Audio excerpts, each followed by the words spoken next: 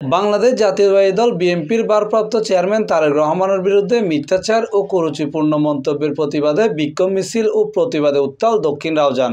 সোমবার জুলাই 14 তারিখ বিকেলে বিএনপির কেন্দ্রীয় নির্বাহী কমিটির ভাইস চেয়ারম্যান গিয়াসউদ্দিন কাদের চৌধুরীর নির্দেশে রাউজান উপজেলা দক্ষিণে বিক্ষোভ মিছিল ও সমাবেশের আয়োজন করছে রাউজান উপজেলা বিএনপি যুবদল, স্বেচ্ছাসেবক দল, ছাত্রদল ও অঙ্গ সংগঠন।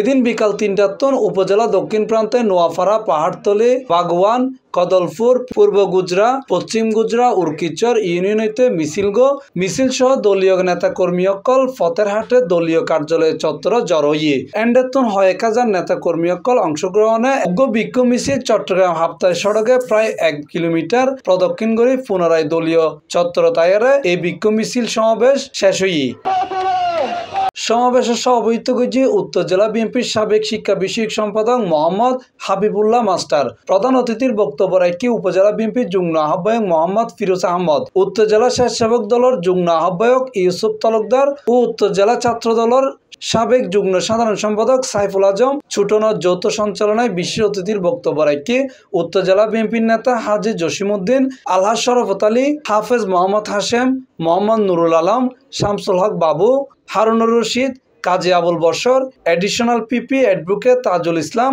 মুমিনুল হক মুমিন সহ আর বোধ কেউ।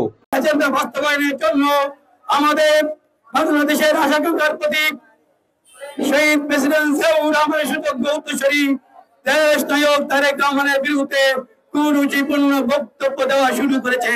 আমরা সবাই এখন জিয়ার সৈনিক, আমরা সবাই এখন মিডিয়াতে কভারেজ পাওয়ার জন্য ধাক্কাধাক্কি হাতকে করে কোথায় কারকে সবাইকে পিছনে মেরে আগে যাচ্ছি।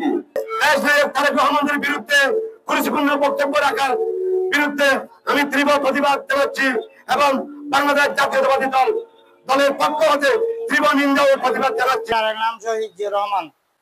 আমরা চাই বাংলাদেশ গণতান্ত্রিক অধিকার ফিরে আসুক। এই সময় জেলা, উপজেলা, ইউনিয়ন পর্যায়ে বিএনপি, যুবদল, স্বেচ্ছাসেবক দল, ছাত্রদল ও অঙ্গ সংগঠন নেতৃবৃন্দ উপস্থিত আছিল। C+ TV Chittagong.